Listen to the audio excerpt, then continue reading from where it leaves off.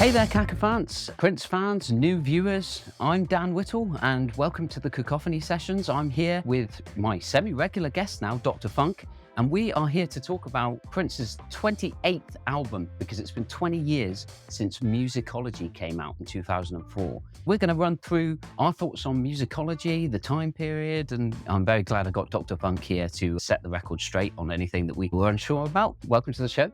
Heard about the party just east of Harlem. Dan gonna be there, but you got to call him. What's going on, man? 20 years. I know. See, that's why time is a trick. Such an interesting period where Prince was supposedly over. He's done. The One Night Alone tour, which preceded it in 2002, showed you his amazing talent. And you can't hold someone back, even if they've had almost every bridge burned.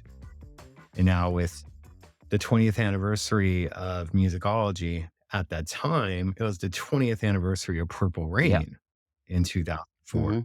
And he could be a first ballot inductee into the Rock and Roll Hall of Fame, where a lot of people felt that wasn't going to happen, but that's exactly what happened. Every star aligned imaginable to make Musicology and Prince be the most talked about artist of 2004, 20 years after his quote unquote heyday, which is kind of impressive. Yeah, you could say there were many comebacks in Prince's career, but this, I would say, holds probably the biggest weight in terms of modern Prince. The sound of the album, it was the first time he'd reverted back to an organic sound for a while after we'd had years of sort of Chocolate Invasion, Slaughterhouse, and the MPG tracks with the Music Club. He decided to go back to the organic funk soul sound that had become popular since he stopped doing it. You had people like D'Angelo, Maxwell, Erykah Badu with their neo soul sound, and this is perhaps the most reminiscent of that we got from Prince, I'd say. And with like the launch of careers like Kanye West with a more sample-based hip hop sound, it was certainly a wise choice. I think his use of sonic textures on that album, I think it was just a big bubbling pot of success waiting to happen. And see, like with the word comeback, the thing is that he was now doing more interviews, being more accessible, just like with that performance at the Grammys with Beyonce and whatnot. And we'll get into that. But definitely these different things, because he wasn't making music videos that were, how do I put it, out there more. You'd have stuff that was done. It was promo, wasn't that it? It was just promo, I think, before. Right. It just really wasn't a lot. And then it's like, we're hearing about here in Los Angeles, October of 2003, Prince is shooting a music video. And it gets to me to kind of let the fans know, hey, this is going to be a concert style. There will be extras there that are higher, but you guys can be part of the video as well. So I put out a message on there without saying it's Prince. But if you're following me at the time, and this is before social media, so you had Yahoo groups and different things like, hey, like real music by real musicians, you may want to show up Saturday. It was a 2-day shoot, but really for the performances, they did like 3 live cuts of it. So you had the stuff that was the record store.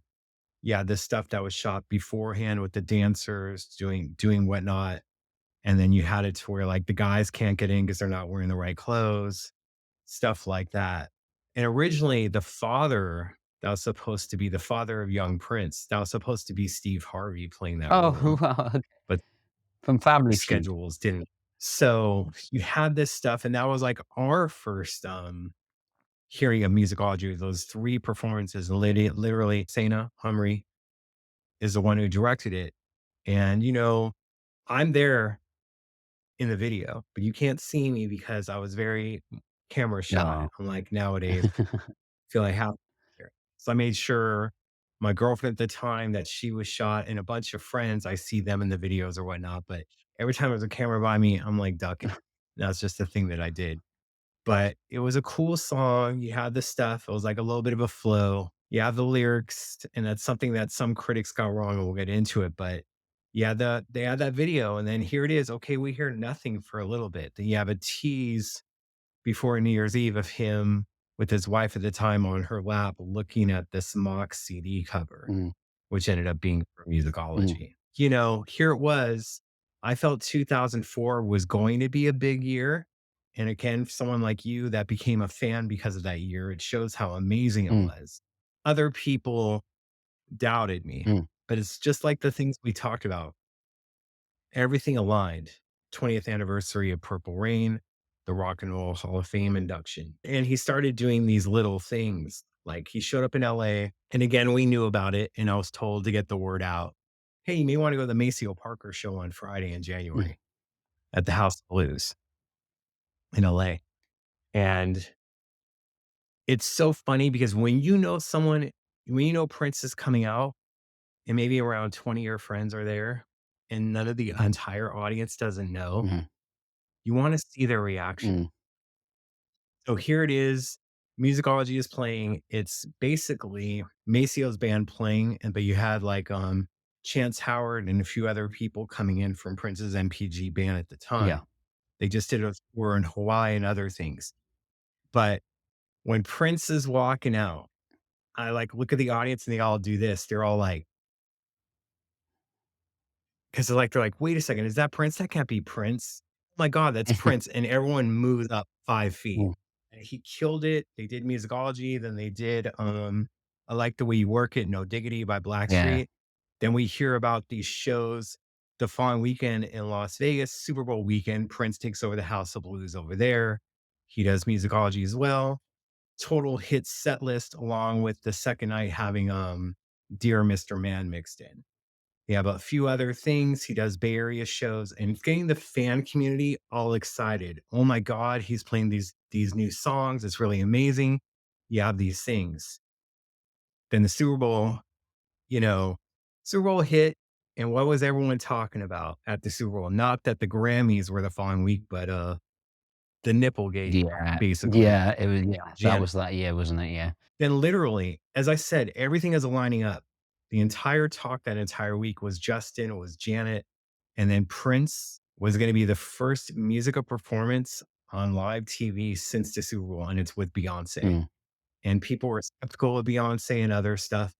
Beyonce killed yeah, it. And the songs they did and everything were absolutely amazing. And at that time, let's be real here. You know, can we be frank? like, We can't be anything but frank. We can be frank. Beyonce was a larger star at that time. Destiny's He took Child, yeah. some of her shine and put it on his, and then we had a Grammy after jam after Mm, that. I come home at 5 o'clock in the morning, stop by the newsstand. He's on the cover of every newspaper at that time for that performance. And then you have the Musicology tour announced. You hear about the album dropping, but he's doing these tour dates before it, and it was just everything lining up. By that time, he already got the Rock and Roll Hall of Fame induction that he's getting it. He hasn't had the performance mhm, yet. Then he's doing Leno. And at that time, Mel Gibson was the hottest star out, most controversial star for Passion of the mhm, Christ. And here it is, Prince on the same episode as Mel Gibson and killed that music performance, although that was the second version that they used. The first version, if you see Prince is holding his hat when he walks out for that performance, he threw it and it landed on one of the cameras and they never got it off. So they needed to redo it. And that version was even tighter than the one that aired.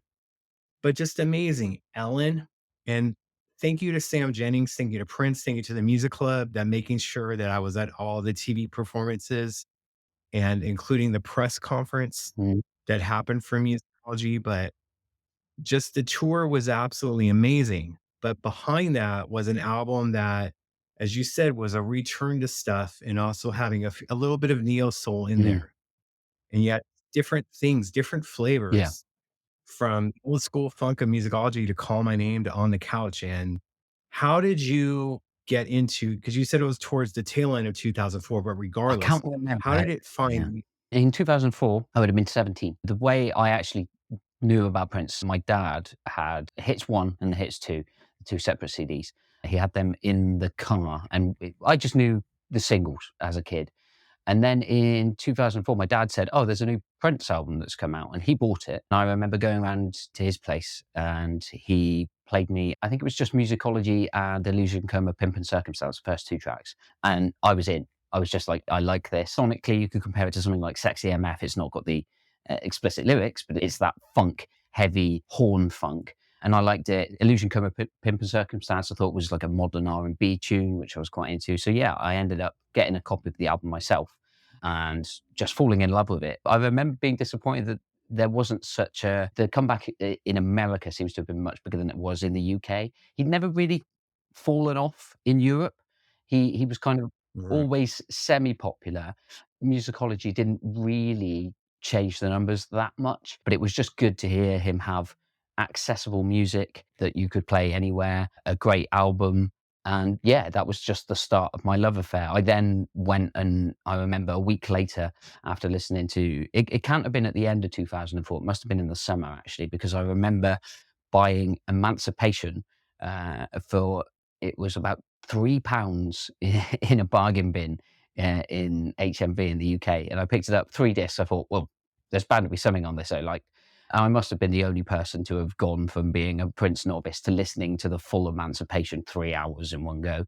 And there were just so many tracks I loved on it. I then started going through different phases and finding different aspects of Prince stuff that I loved. And Right. yeah, the journey kind of began from there. So it isn't my favorite album by a long stretch anymore, but in my growth as a Prince fan, I think it's quite significant. Now, with that, and you brought up a very interesting point because you never really fell off in the UK, but your radio stations were a lot more free Yeah. than ours were. We didn't have certain things being controlled. And again, this was his first major label release since Raves in 1999, Rave Into the Joy, fantastic. And then, 4 to 5 years prior with Emancipation with EMI and the label Yeah. folding. But with Musicology, you guys just were on it. And even towards the end, like you guys have more things that go on because your radio station doesn't have these things like, oh, the artist is over 30 years old. We're not going to play him Mm, anymore. Oh, the artist doesn't have a label. We're not going to play him mm. anymore. You guys actually did it for the affinity of true musicianship and true music and what moves your audience. And that's why sometimes, like, not as much now, but back then in the 90s and through other stuff, I'd constantly be paying attention to the UK Mm. charts because you guys were months ahead of us of what would be blowing up. You guys had the Spice Girls and all these other things and a few rap songs that were blowing up. Even Craig David, huge Yeah. success over there before and he still hasn't had the success here that he's had there, but his Born to Do It album is an absolute freaking It is a classic. great album. Guy put in Yeah, that is a really good yeah. yeah. So it's just you have these things, and then the critics, they just miss the point sometimes. The musicology, they're like, "Oh, Prince is showing his age, like he's shouting out Dr. Dre and these other things." I'm like, when he's talking about even Dre knows, he's talking about Andre Yeah. 3000 from Atlanta. Mm. He's not talking about Dr. Dre from No. Compton. Come on. But you guys were just more free, and then you found musicology, and then you had the little twisting of the knob with these little things, and then here comes Illusion Coma, Pimp, and Circumstance. What? She knew what to use, but she couldn't dance? The lyrics on that song got me for And years. I was never sure what he was singing about, but it's because it's such a silly song. He sings it with so much aggression and he's like in his kind of street, almost Jamie Starr pimp-esque persona, but you the know what's lyrics funny? silly. The fans, they wanted the star of the music video to be B. Arthur from the Golden Yeah. Girls. They thought that could you imagine? With Prince I playing the mean, character that he had at the, in Come On, yeah, when he's in the old person guise with his walking stick. That would be great with Beata from Golden Girls. It yeah, I can run that in my head and it's good. it's so ridiculous. And just these other things, like he was really setting us up for musicology because you had Reflection was kinda on the music club, and then even before musicology, you'd be having these little things that could play some of the instruments inside a band, like you touch the drums out of the drum beat, you have a little bit of the horns, all these different things, and then you're just setting up with Reflection and then the performance with Wendy Mm, on the Tavis Smiley yeah. show, which was their first up in a while, but it's just like the album itself. Now Call My Name was the second video dropped from that, but the fans were really wanting, and there was at a time, although people thought it was fake, that being serviced to radio was a million Yeah. days. People wanted Call My Yeah, Name. I've seen the Million And Call My Name video. was not, Yeah. yeah, and it was supposed to be an audience shoot. We showed up, the fans through the music club this time were chosen for the video. We showed up to be part of this video. We're all dressed nice. Prince invaded my personal space twice with his security guard, Trevor Allen, because he knew who I was. He's seen me at stuff. So he knew I wasn't going to grab him or whatnot. But it's like, bro, like I'm standing here. And then he's like, "Oh, you guys are dressed so nice." And then, of course, he's talking, and the other side of the room didn't realize he's in the room. And then they're running towards him. I'm like, "See, this is why he invaded my personal space." And Trevor was like, "Slow down, slow down." Mhm. But he's all like, we're seeing the set. We're not going to be able to fit you guys on there. He may have had a change of concept for the video, but he came out himself to just say, "I'm sorry, we're not going to be able to use you. And you guys are all dressed very nice, but thank you so much for coming Mm. out." That video was cool as well. You had the live performance, but at the same time, you had these clips interjected. And I don't know if like you can do this in post production, but during the rave interview with Carson Daly on Mhm. TRL, there was a girl towards the interview that asked Prince a good question. Unlike some of the other questions that are on TRL, talking about how you're definitely part of my fiber and these other Mm. things. Now, that girl that asked that question, if you go to the Call My Name video in the last segment where they're having the ritual wedding dance, that's the same girl that asked a question at the TRL thing. So, Ah. Thank you. Go back to the doctor's office now. Rochelle is here in our studio. Has a question. Where are you? Right there. Hi. Hi. How you doing? Rochelle. Fine, thank you. What an honor! I am so excited to I'm excited too. talk to you. Okay, and you're definitely part of my fiber. Believe me.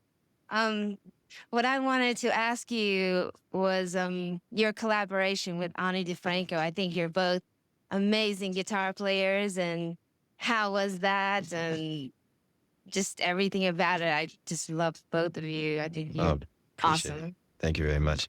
I love talking about Ani because she's an independent spirit just like I am. And I was inspired a lot by her stance uh, against mediocrity. Mediocrity be taking your wares and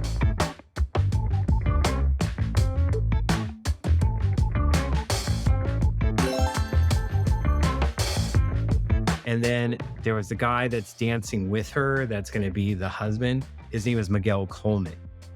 And what's interesting about that is he's in the unreleased Million Days video, which launched into the 3121 movie. But we'll get into that another time. Yeah.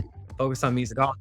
But these are some of these other things. And not only that, but you guys had it overseas as well. Prince was on the cover of so many music magazines. Yeah, this was the time, wasn't he on the cover of Drummer magazine during the Musicology era? Drummer with John, and then with keyboard with Renato, Yeah. and then player with Rhonda. Mm. All these different things. It was just cool because they're all getting their shine, and there was Prince like overlooking them, like, "Yeah, I'm here, but we're focusing on them." But it basically got them the cover. Yeah.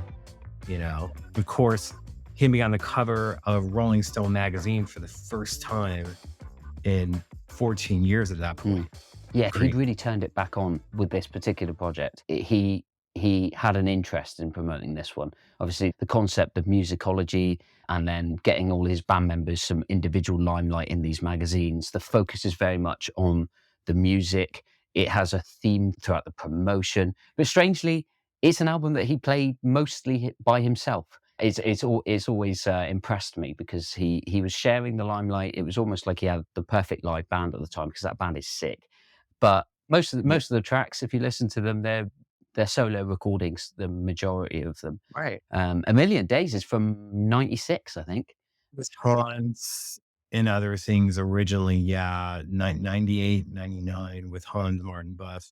But then that's the third track on the album. And then it was a one that did have a music video and did what was popular at the time was making the video that they controlled everything, but then never serviced Mm. it to MTV or anything. Yeah.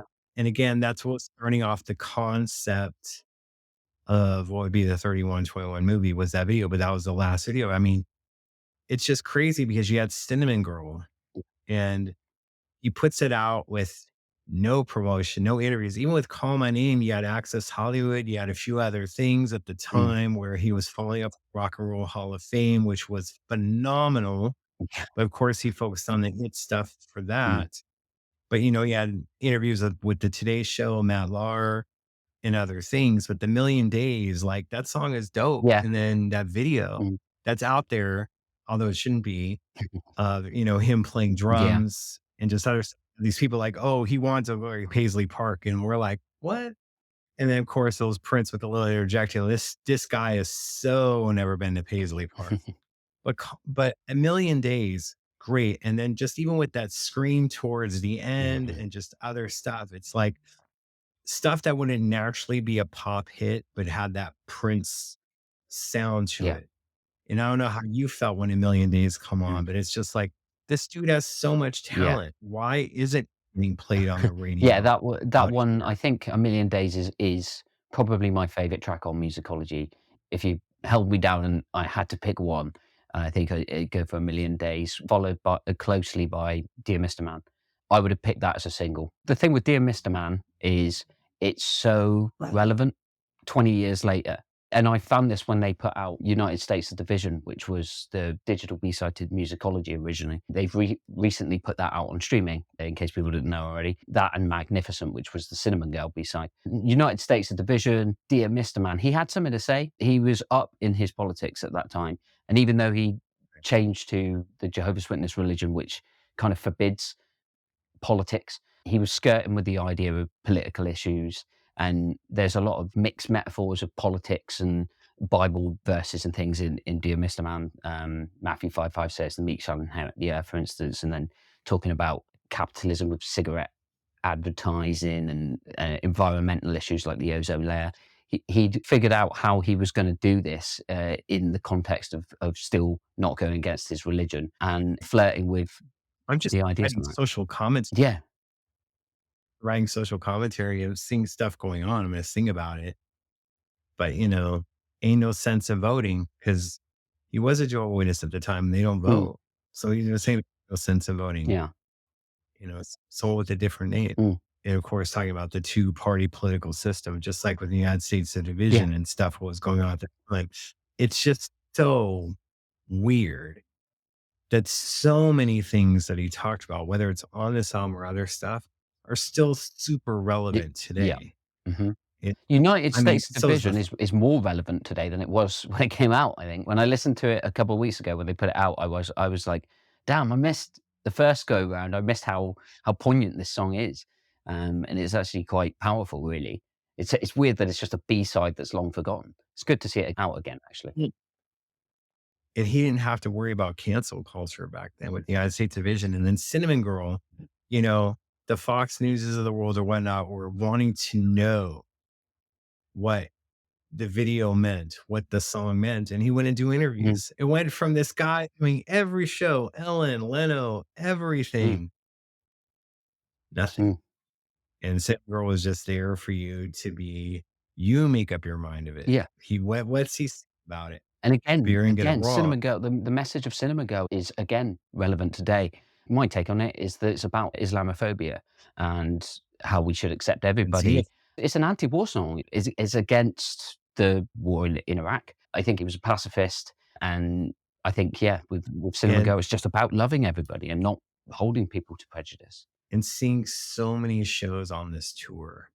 And he did not do that one live, No, he didn't. but he did sound check it for 45 minutes, a Friday show in June at the Staples Center out here. So before the doors were opened, I was getting there early because I was setting up with stuff with fan things to set up like meet and greets and these other things. And I had headed on over to Staples Center and through the doors, you're hearing him rehearse Cinnamon Girl, like I said, for about 45 minutes, but never was included in the set Mhm. list.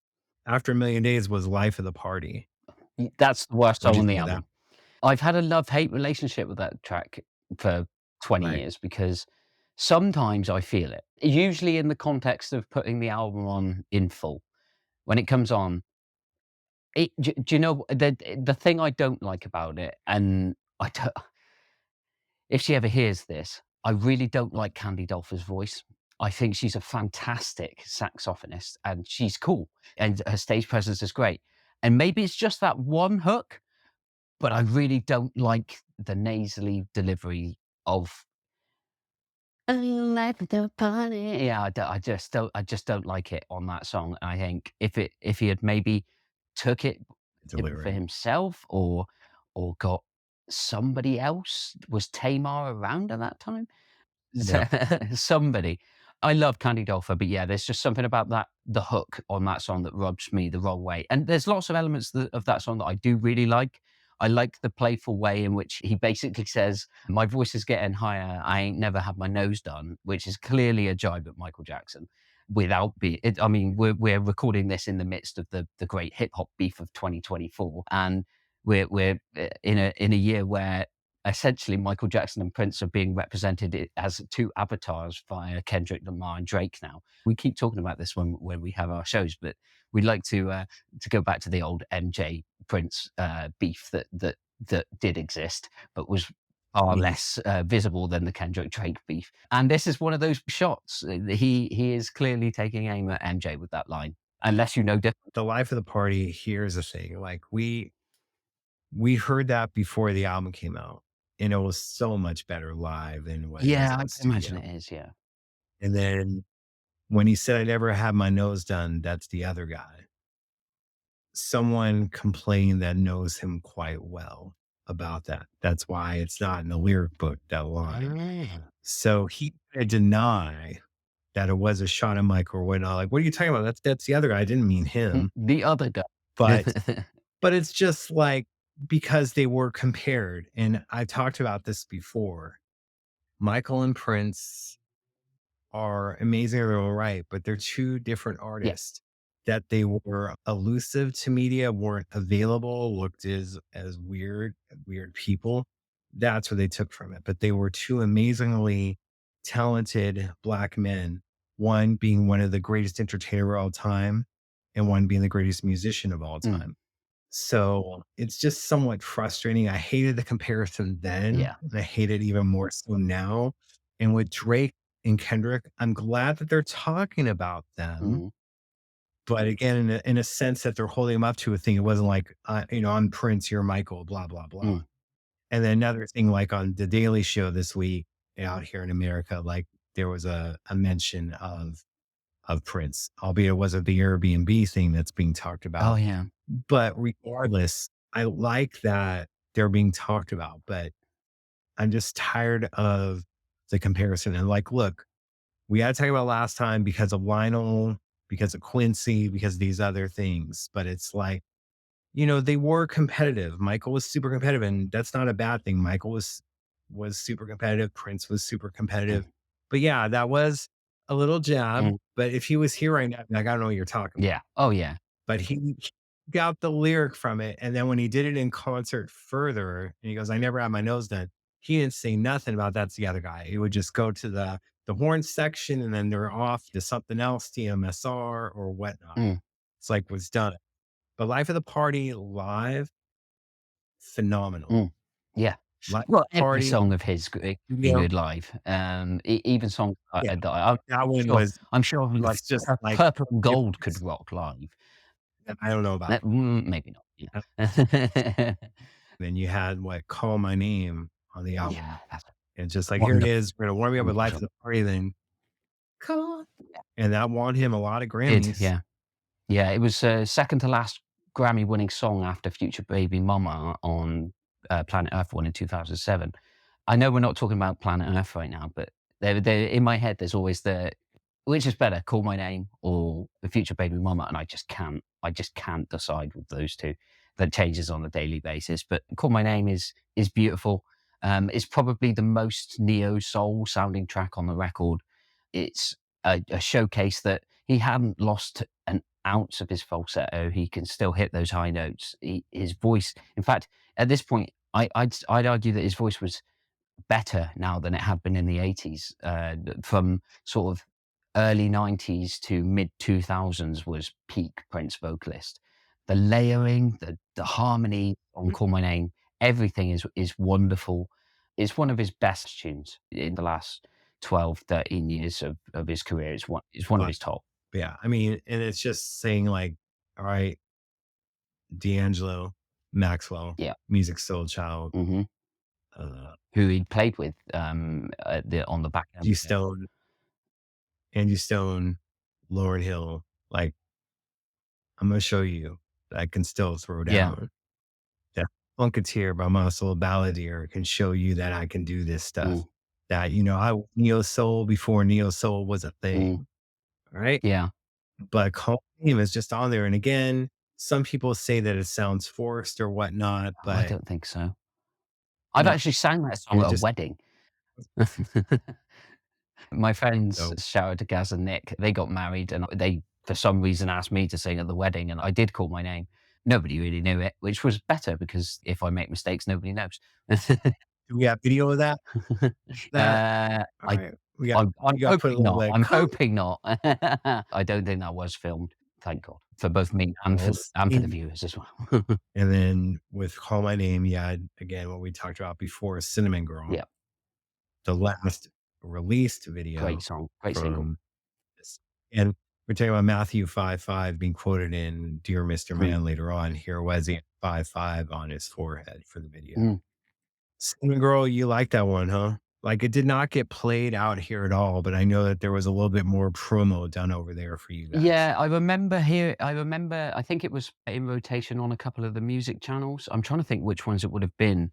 It's probably something like Q.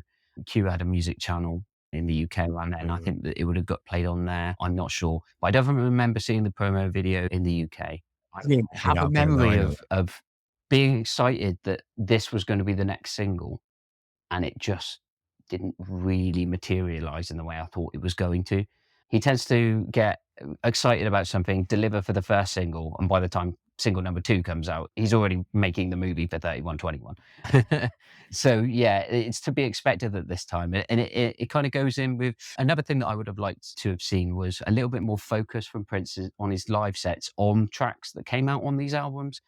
So when I listen to things like Musicology and 3121 and Planet Earth, Lotus Flower, I always wish that he'd done more of not just the hits from the 80s and 90s, but he had done Call My Name. Musicology got played for the remainder of his yeah. career, but nothing else. There was no, as you say, never played Cinnamon Girl live. I would have killed to hear a million It's right. days. I think he played it on the piano in the last tour. But yeah, there's not really much out there. He tended to lose focus and be on the next project, which was typical Prince. But yeah, in terms of Cinnamon Girl, the second single, by that point, the promo had tailed off, but it doesn't stop it being a banging record.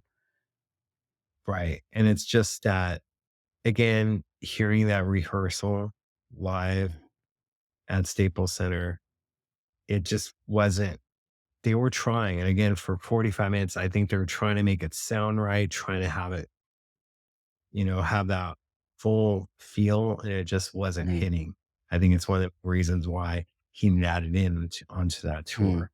Another song they didn't add in at all, even during acoustic set or other stuff, was something that he did debut on the MPG Music Club, just like Reflection the year prior, was What Do You Want Me to Do mm. from Musicology. Yeah, Know what your thoughts? that was the return of the Lindrum, wasn't it? A little bit of it, It was yeah. it was only 5 years because it was used quite consistently on rave until the Joy Fantastic.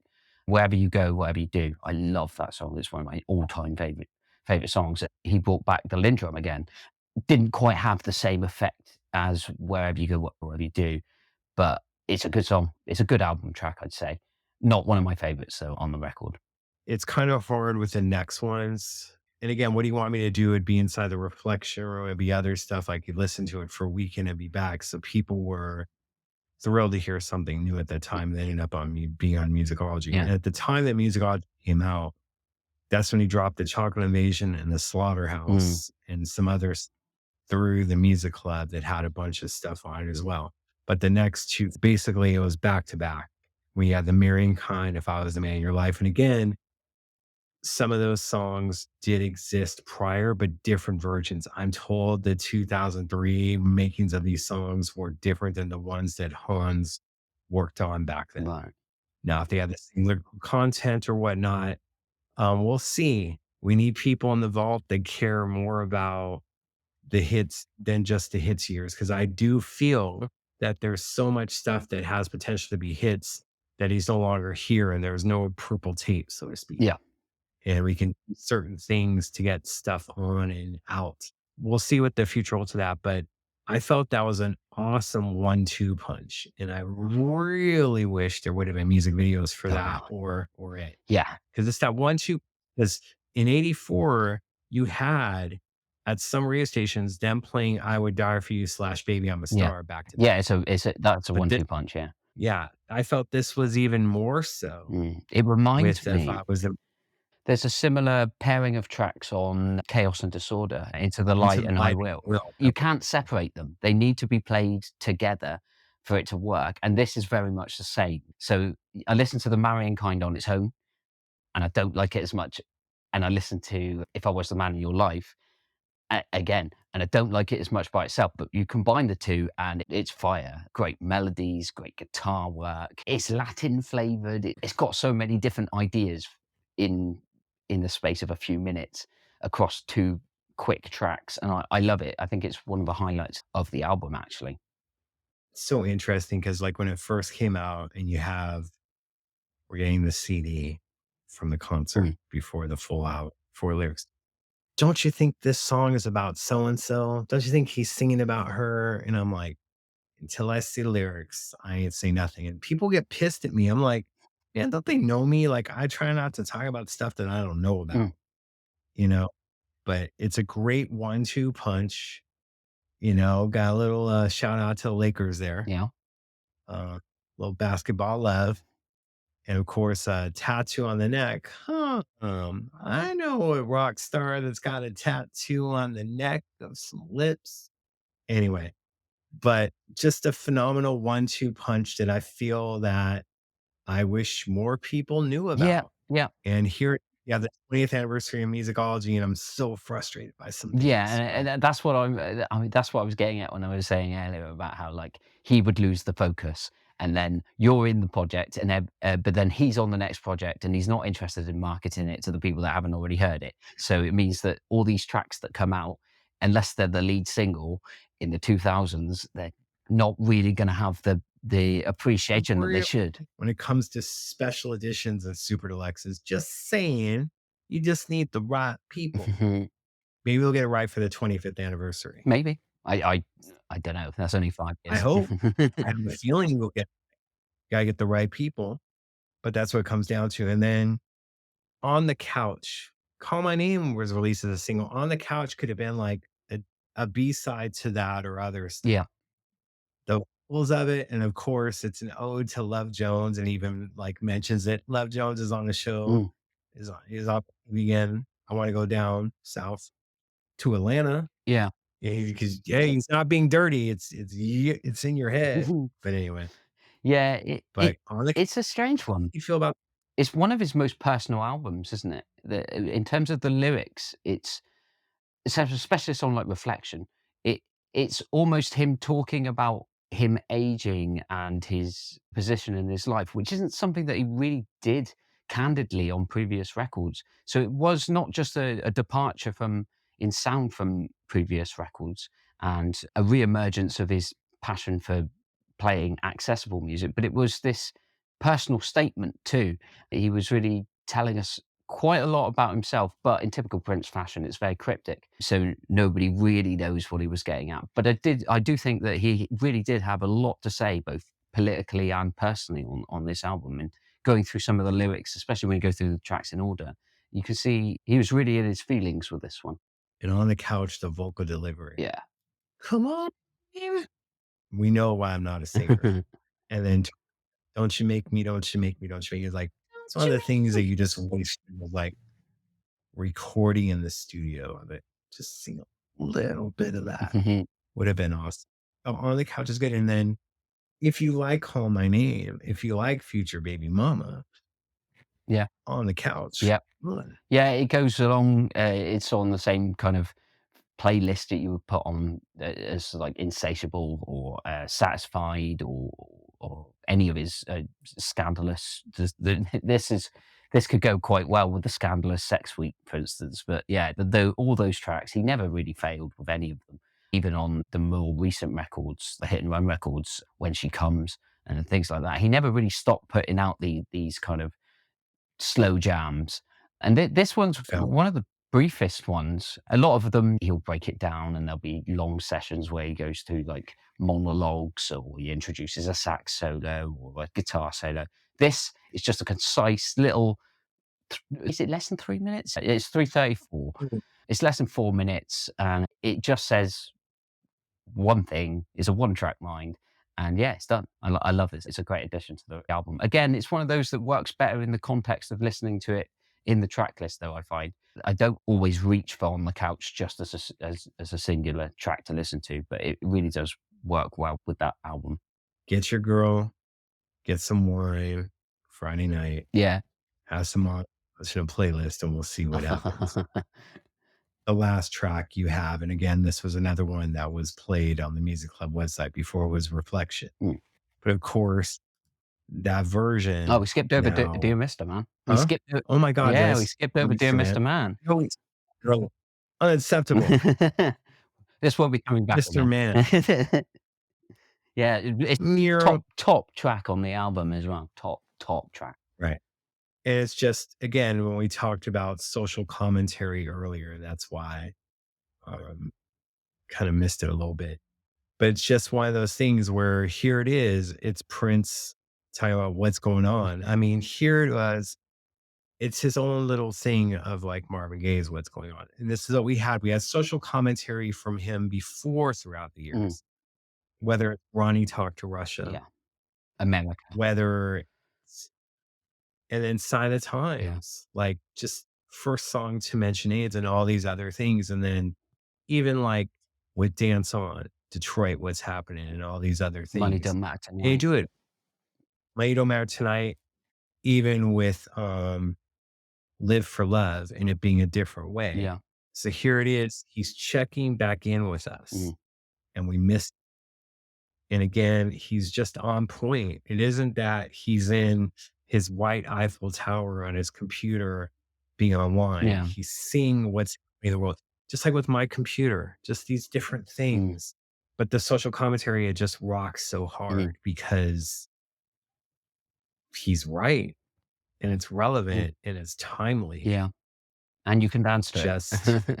well, and just like Welcome to America, you had these things that I felt should have gelled better and kind of missed the mark, unfortunately. Yeah. And not to any of his fault. Prince's social commentary and these other things, and not just speaking to one division of people, talking to all. And just these things that are just, it's so poignant. And it's so needed by him because we care about him as an artist and seeing him grow. And just how easily songwriting comes to him, that he could be writing more stuff like this than some of the other stuff that he may have done that he may not have exactly liked. Here it is, social commentary on Musicology and Prince social commentary in 2004. Yeah. With John Blackwell on drums. Shout out to the late John Blackwell because he was an incredible drummer. This is a great drum performance, especially some of the live stuff that I've seen as well around this time. Were you at the Staples Center for the gig Musicology 2004 Ever? Yes. Yeah, you were there. I thought you might have been. I was at so many, like I said, those pre-shows. And then the Staples Center, you did 7 nights there, saw a few in Vegas, saw a few in San Diego. Wow.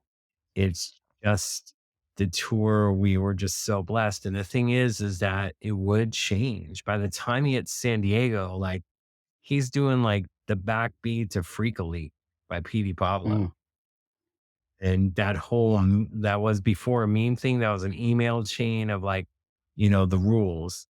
The toilet seat's up, you put it down. Like he made a freaking entire song about this freaking email thing that was popular at the time. It's just like, like we did the meme, like of This Could Be Us, and made a song out of it. Wasn't this when the origin of the song Prince and the Band was around this time as well, which is kind of like, I remember he did that in 2007 in the O2 Arena. So he's performing to 20,000 people doing an unreleased rap. It's essentially a rap song, and that closing line where everybody else is aging and I still look the same. It's just that, yeah, it's Right. just great. That's the original title of that. And I said this before. So if they're looking for an evolve, it was eventually, it did go to Prince and the band, but it was called Calabama. Oh, So these are things that was made a couple years prior. And then, you know, it's out there. We'll see what's in the vault and whatnot when it comes to Prince and the band. And then could be having it like you could be putting out a special edition with different versions of it. We'll see what happens because to them, they're like, oh, well, this isn't Purple Rain or oh, this wasn't popular. I'm like, it's your it's your way to make it popular now. But yeah, Prince and the band, mm. Calabama. Yeah, there's loads of unreleased stuff It, around this era that they could make a deluxe edition with. yeah, and then you have like what's going to drop in a few weeks with Silver Tongue, the digital single, which was released at the time. You have these other things going on because now here it is. You have that Million Days video Mm. that's turning into stuff, and then you're having like Glass Cutter be Glass Cutter's released another as a one. digital single.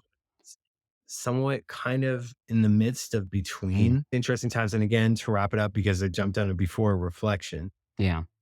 And just and then the version with Wendy and him was just phenomenal. Mm.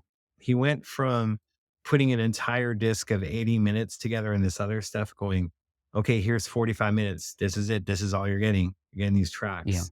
But you did get, like I said, if you were a fan, the Slaughterhouse, Chocolate Invasion, and these digital Mm. singles. There was supposed to be a second leg of the Musicology tour. And there would have been more US dates, but he was planning over to the UK. Mhm. There were certain things that happened that we can't talk about that kind of derailed it. And then he kind of just went, I'm done with it. At that time, even though it's US alone, this was his most extensive tour. And he told me in conversation before, in the studio, he'd be like telling me that the Musicology tour afforded him the luxury to never have to tour conventionally ever again. Mm. So he didn't. He would do residencies. He'd do a little things like the Live Out Loud tour with Third Eye Yeah. Girl. That was a very tour as well, though. But this tour was his most extensive, was the top money maker. He had a little bit of competition from Madonna and a few others, but he made it work and to be the top money maker Mm. of 2004, which, as people know later in life, especially when Prince is not hitting number one at the charts, as he would say back in the late 90s, it's about being number one at the bank. Mm. That year, for sure, Prince was number one at the bank. And not only that, with the Musicology tour, we know that there was shows that were pro shot that were supposed to make up a DVD. And Sam Jennings made an amazing mock-up DVD booklet and pamphlet that'll hold it. Then there was a Life of the Party DVD, which is somewhat circulating online, which is behind the scenes of the Musicology tour. Mm. But these things that didn't come to fruition. And again, Sam Jennings packaging, absolutely amazing. The booklet, the photos inside it, absolutely amazing. I hope you guys get to see it one time. Fingers crossed, Um, yeah. but there's so much more. And then he was trying to get a deal to have like a TV special out here in the United States, which would eventually went to you guys. He was in talks with NBC for a Musicology tour special. Mm. And he was okay with the money at first. Then he found out that Jamie Foxx had his own TV special and Jamie was getting the same money. So Prince requested more. Mhm. And he's like, but it's like, but Jamie Foxx is this, Jamie Foxx is that. And Prince is like, I'm Prince. Like, I'm not doing it for what you paid Jamie. No disrespect to Jamie, but I have to get more money myself. Mm. So it didn't happen. So then HBO offers him a deal and he's taking the meeting with HBO, but then right, like, I don't know if it's right before they walked in. Again, it is in an interview where this happened, where he's like, the HBO people came over and he just read the contract that they're paying him the money that he wants, but he can't tour for a year. He can't perform live for a year. So he has Oof. them come over. He's like, well, I'm not going to sign the deal, but you guys should come in. We can talk, we can eat something, but I'm not signing that Yeah. deal. Take away my with it for a year. What's interesting is during that time, he was doing all these house parties, and the only thing he did during that year's time that was televised was the NAACP Awards, which ended up being entitled the Vanguard Jam. Mm.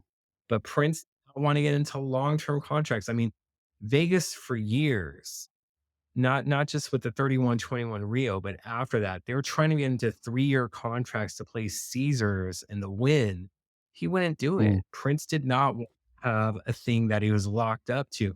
And Live Nation was begging me in 2011, 2012, like, can we get him to like give us a little bit more of a notice of stuff? Even like 3 months, let alone like these 3 weeks Yeah. things. But Yeah. Good luck. again, as Musicology tour afforded them that luxury. But unfortunately for you, you weren't able to see that Musicology tour. No, no, But hopefully, I did. Yeah, I didn't see anything that I remember. I've seen it in the years since, but there was the Art of Musicology. I'm not sure in what format that was aired, but I remember. New York, Yeah, that was. MTV, Is that part of that? Was it? Because that's right? excellent. If anybody hasn't seen that, Prince's acoustic set is phenomenal. He does a cover of "Sweet Thing" by Rufus and Shaka Khan, and "Sometimes It Snows in April." That version of "I Could Never Take You to the Place of Your Man" with the crowd singing along as well. I remember this one from high school. Just a phenomenal live set. One of my We got favorites, gypped. actually. One of my favorites. That and the Got piano medley from the Love Sexy tour. Those yeah. are like the two It's showcases for me. that was as close as we got to MTV and a Prince MTV Yeah, Unplugged that we got in yeah. 1991. We got gypped. We had a little bit of it, but man, could you just imagine like distant, like that's what's so great about the Musicology tour and the acoustic set Mm, and it changing and the other things. And then just to jump forward, unfortunately, during the 31-21 era, shows the Roosevelt and Prince was planning to do this for 21 nights. I got to see a 40 to 45-minute acoustic set with Wendy, oh, and they did Girl and all these other songs. oh, The Revolution Girl, not the Time yeah, Girl. yeah. All these things, and it was just phenomenal. It was just insane, but the acoustic set on Musicology tour and what you guys should have gotten for 21 Nights in London would have been absolutely amazing. Mm, But I want you guys to get a DVD. And then, as I told you, I went to a Musicology, the 20th anniversary party at Paisley Park at the end of March yeah. earlier this year. And they played the Tiger Jam show from his two shows in Las Vegas and Mandalay Bay for Memorial Day weekend. Now, it wasn't pro shot. It was the stuff that's shown above the screens, but it still did well. They did have some technical issues that they fixed with the audio not lining up with the visual. And there was one time where you can tell it was video that was used because there was a little bit during the acoustic set of a line coming in that comes down on some Mm, old school video recordings. But the sound was phenomenal, although Paisley Park does need to have an upgrade of sound. No disrespect. I love it, but we need the Atmos, we need other stuff so we can get Prince in that light. mm, But it's just like to know that the sound was done again because my ears can hear it, can tell that we haven't gotten it yet. And I don't know if we are going to get it, mm.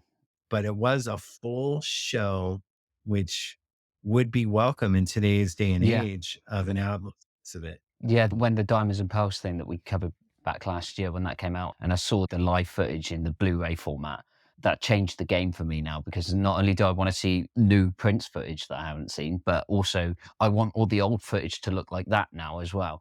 If people from the estate are listening, just give us live stuff. Yeah, I'd be happy Time with is that. of the essence because with this being what's like the forefront right now, you're having people that are wanting the Atmos mix. Mm, Not only that, are willing to pay for it or have the sound system that this is where you hit and you get more than just streaming numbers if you can market stuff yeah. right.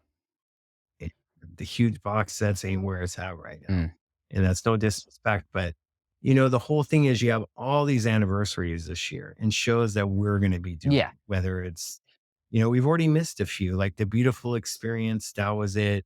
The Undertaker, which will have some stuff coming out, but then you have Come, you have Purple Rain, you have so many other things The that, Artificial Age eh, and Plectrum Electrum. yeah, Mm, yeah, later on, it's so many other things that, and you could be making it an entire year of it and not a day. But egos have to get out of the way, and people have to understand that there's certain people that know what they're talking about, and there's certain people that want to be attached to Prince's legacy, but you have to be doing it for the right mm. reasons. And arrogantly, yeah, I think I'm one of those people. You are. But the thing is you have to put the ego aside for different things, and you got to have it. Like Prince was arrogant in the sense of like why he got the cover of Rolling Stone for Musicology and other Mm, stuff is that he was always demanding it, yeah. that he felt that if you're going to be doing an interview with me, it's got to be cover or we're not doing Mm, it. That's yeah. arrogance. But as he said in 1998 on Tavis Smiley on BET Tonight, like, I love me. I think I'm great. That was basically before Toby Keith, I love me some me, and Terrell Owens, I love me some me. Prince was I love me some me person, Mm, and I love everybody and everybody loves me, right? yeah.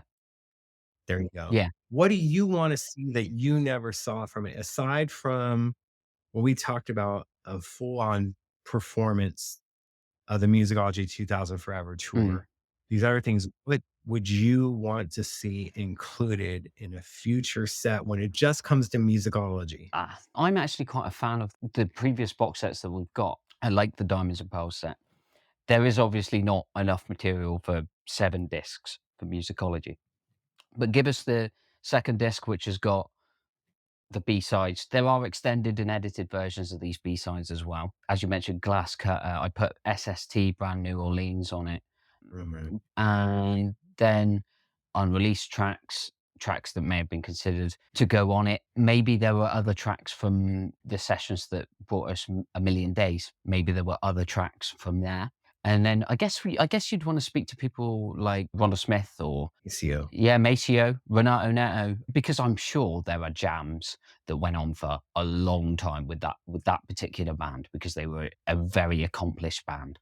So I would like to hear demos in the studio, jams and rehearsals from that band. Right. When it comes to 2000s and 2010s Prince material, I tend to find that a lot of the gems are the rehearsal versions that would end up on SoundCloud or wherever they would end up. He put out a jam that had Mutiny and Ice Cream Castles on it, which was excellent. I want to hear the material that we haven't heard on every box set performed by that band because I know that it probably exists. So like musicology tour Yeah. rehearsals, the acoustic rehearsals, perhaps other versions of songs that were considered in the acoustic set. By this point, the bootlegs they seem to have they definitely stopped coming in more frequently than they had been in the 90s for sure. Whether he Something plugged up the security or whether there just weren't as many tracks, I'm not sure. But things were just a little tighter back yeah, then. I suspect. You did have like a live version put up on the music club of the question of you was followed by Alicia Keys, but it was super expensive because he was trying to get Alicia paid. Yes. Uh, but again, there's a way to satiate what you're wanting without the huge box Yeah. sets and to have it like an entire year of celebration. Mm. Don't want to give away everything because someone who's constantly watching this stuff and whatnot and can't give them ideas. Like, it's time to go. There is more out there and just to see how things progress. And I would like interviews to be done now, whether you're doing have a musicology 25th anniversary, these interviews now, like we didn't think we are going to lose John Blackwell this early. No. Like I want to hear conversations with Candy, like, yo, like Prince kind of made you sing Fallen and this other stuff. How comfortable were you with Mm. that? I get meetings with Chance, Yeah. some other stuff of the whole, like, I got to hit that, but I got no booty, that line. And then just different things. Greg Boyer, all the horn players, Yeah. Mike Phillips, Yeah. all these different things, because those things are important. Yeah. And That Mike Phillips we're- solo that he does on live at the Staples Center, they did the gold instrumental version from Purple Rain. The right, saxophone solo on that's right.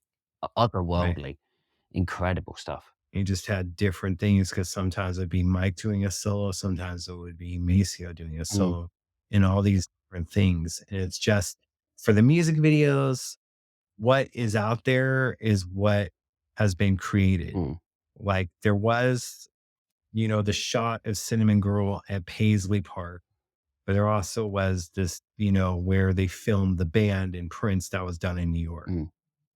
Then you had Musicology, you had Call My Name, and The Million Days, which hasn't officially been released, but it's out Oh there. yeah, I saw that You back in the day as well. I would have seen that in about 2009, maybe something like that. I'm sure I saw that quite early on. Post 4/21/16 stuff has been somewhat released, but they need to make it a bigger deal. And again, there's other things that play into it, but there isn't like too many unreleased videos. But as you said, there could be different versions of songs, different Mm. takes, and just things are important. I mean, some of the engineers that worked on this, there's only one person that's credited, but there is a couple of other people that worked on it that were uncredited. Thanks to Principal for being able to track that down and make sure that they are on there. Then you had great photography done by Jacob Armour and Afshin, and you had great designs by Sam Jennings, who, you know, they all did phenomenal work. But we can see what the future holds with these projects. And of course, whatever deluxe edition we have later, or special edition, will have a Musicology DVD and hopefully live Yeah. performance. You may not be able, because of copyright, to get the Grammy performance or I mean, even Ellen the Rock and Roll Hall of or Fame performance is relevant to musicology in a way. It is the lesson, isn't it? How to play guitar on My Guitar Gently Weeps. He took for Danny Harrison to school. everyone. Like, it's just that year was so phenomenal. And we know every 6 months to a year, that While My Guitar Gently Weeps performance goes viral. I never knew Prince could play Yeah. guitar like Yeah, the amount of people that I have that are just they know that I love Prince and they genuinely don't pay any attention. But that one I people play. I know friends that have gone, "Oh yeah, I was listening to Prince While My yeah. Guitar Gently Weeps the other day." It's great. Like everybody loves that track. It's Thank one of the God best. we knew. At Oh the yeah. same time, I'm making fun of them. At least they're able to discover him and do these other things, because that's what we Mm. want, regardless of age, 8 to 88, Hmm. and then some. I want people to discover him. Keep the old fans happy, bring in new ones. And with Musicology Tour, this is it. Someone old was bringing someone new, and they brought their kids. You found the stuff, as you said, Yeah. like, oh, my dad was in this. Well, and then I found it. Yeah. It's the You cross generational Prince album, isn't it? right. Mm. For sure. I mean, 20 years later, showing that you can rule the charts without having a number one or top 10 Mm. hit.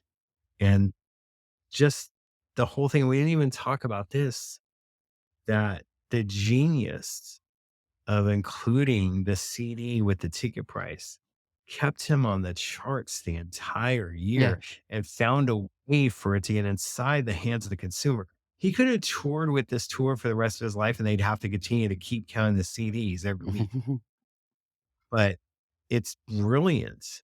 And that, when Prince later on, as you said, Musicology really never left the set list, but people knew the song.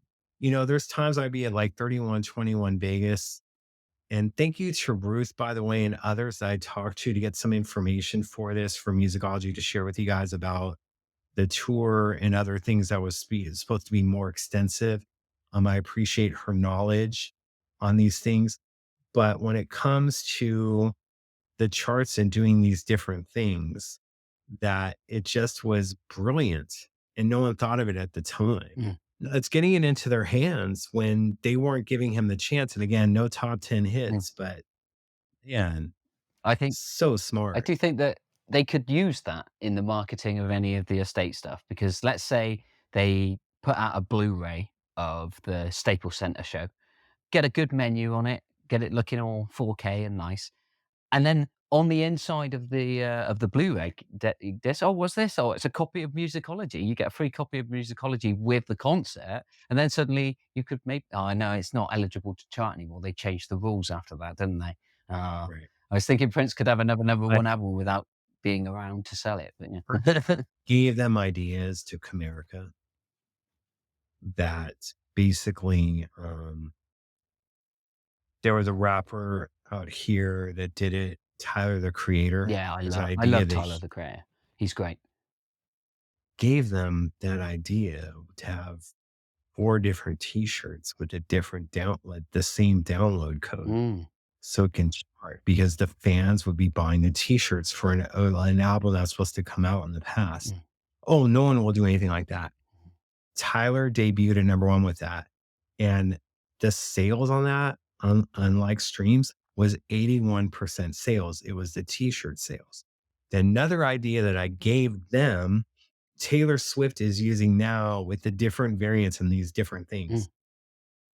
I'm just pissed. And this is why I want to be involved, is because I have these ideas. And again, Prince would use my ideas all the time and I loved it. mm, And I'm so appreciative and thankful for him. And like I said, with others when it comes to Ruth, but I want to be back in for a reason because I feel I can help. And again, you have these ideas and there's people behind the desk. I'm not trying to be a dick, but they missed out on two great ideas that were marketable. And then when other people tried to do what Tyler was doing, like DJ Khalid was trying to do something with an energy drink, they're like, oh no, you can't do it. And he got pissed. But there's certain ways to do stuff. And I gave them an idea and I called it Musicology 2.0 when it came to the t-shirts and mm. stuff. But man, I'm just so frustrated. But that's the past. There's other ideas for the future that I have that I'm hoping we can do, and we will see. I feel the future is bright. I just wish that we were getting more from Musicology. The 20th, you will get Silver Tongue. We'll see the other things play out. I'm going to leave it at that. But that's why I asked what you want, because everyone wants something Yeah. and not for nothing. Yeah. There's nobody else that has a discography like it already. So No, anything that we get from this point is a bonus. I'm not going to get angry. I'm for not going sure. to get disappointed. Everything that gets presented to me, I will listen to and base it on merit. I was 17 and I lived in the UK, so I'm very, very far from what's going on at Paisley Park. But I still think Mhm. that even I could have ideas that were Right. that could Oh, help. It just seems to be that so much of the time is spent with nothing happening. I would much prefer it if they said, "There's nothing coming out this year. We're working on something for 2025." We all know that that's not gonna be the case. There's gonna be something coming for Purple Rain, I'm sure. But whatever we do get, I will listen to and discuss with yourself probably.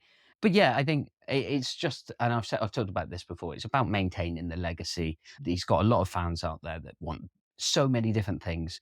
Judging from recent personal experience, there's Prince fans that can get very, let's say, emotional about things and not necessarily rational in their response to anything that comes out about Prince. For instance, you can't find the interview I did with Jill Jones anymore because of the way people reacted to it. And I just think that as Prince fans, I think we're very lucky that we were blessed by such a prolific and talented artist. What I ultimately want to do is I just want to say that I'm a fan and I really, really just look forward to whatever I'm graced with. To be quite frank. To be quite frank. his I'm legacy mm, just fine. And these other things. There will be some rough patches along the way, but good music never oh yeah. dies and never goes away. It's just we have to find ways to get it into a new audience. And I feel with Adobe Atmos and other things, there's a way right now, but we will see. And again, there's more to come. Like he's given us so much. I mean, literally, we're talking about this at the beginning. Musicology was his 28th Yeah. album. Yeah. Yeah. There's other artists he's compared to that don't even have a fraction of that, and we're comparing them? Yeah. Come on now. Let's stop. Yeah. When the Kendrick, sorry to go back to the Kendrick and Drake thing, but it's Are all you in the news at the moment. are But the difference between it is because Kendrick is saying I'm Prince, Drake is Michael Jackson, but Drake is more prolific than Kendrick Lamar, but Prince was more prolific than Michael Jackson. So the kind of the equivalent doesn't work. The analogy doesn't really work because Prince was not only seen as more artistic, but he was also more prolific. So it's not really a parallel there for me. There's so much they could put out. It just seems to be held up by legalities and people squabbling. And I mean, as I say, I'm somebody who makes music criticism videos on YouTube, and I just want to talk about them. So yeah, please give us more. which Starburst do you Ooh, prefer? The cherry or the strawberry? strawberry, I think. Yeah.